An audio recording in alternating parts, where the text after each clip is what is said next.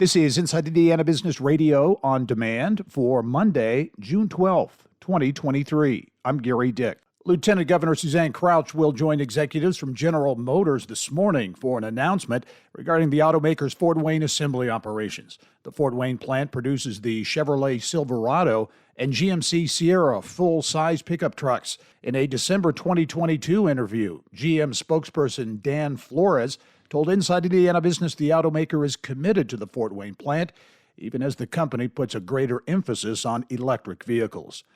Was it an unforced error? Indiana State University's baseball team was eliminated from the NCAA tournament over the weekend, and the city of Terre Haute lost as well. The games against TCU were played in Texas, but it could have been held in Terre Haute. But ISU said it couldn't handle both the tournament and the annual Indiana Special Olympics, which the school has hosted for more than 50 years. Vigo County Tourism Executive Director David Patterson among those who thought accommodations could have been made. It was a poor decision made solely by ISU.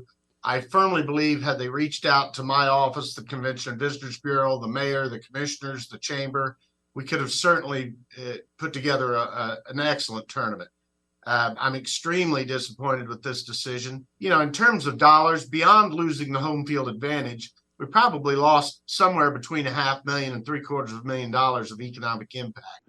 Fort Wayne-based Vera Bradley is reporting a fiscal first quarter net loss of $4.7 million. That compared to a loss of $7 million during the same period last year. CEO Jackie Ardrey says efforts to bring the company back to profitability and strong cash flow are starting to take effect. Purdue University's Board of Trustees approved a number of measures Friday, including a continuation of the West Lafayette campus's tuition freeze, the 2024 fiscal year budget, a new ag dean, and rehabilitation of a university airport runway.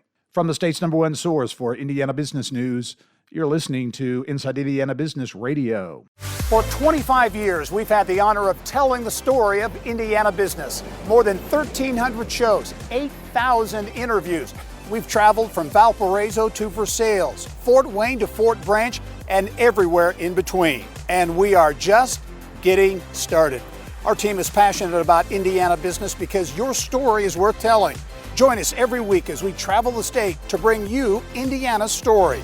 Inside Indiana Business, 25 years and counting. By the time it's expected to come online in 2026, a West Terre Haute-based fertilizer plant will have the capacity to capture and store as much as 1.65 million tons of carbon dioxide annually, making it one of the largest carbon sequestration projects in the country.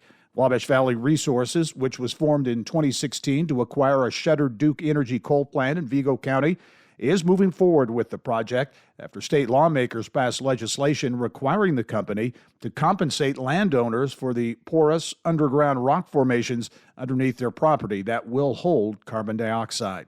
The Indiana Manufacturers Association is partnering with Indiana Wesleyan University's Talent Ladder program to offer training and development for manufacturing employees at a discount. Talent Ladder is the university's program offering workforce training and an opportunity for post-secondary education. The Indiana Department of Education has launched the 2023 Summer Food Service Program for Indiana students under the age of 18 to get free meals and snacks. The program is designed to support low-income children in areas where they may have limited access to nutritious food.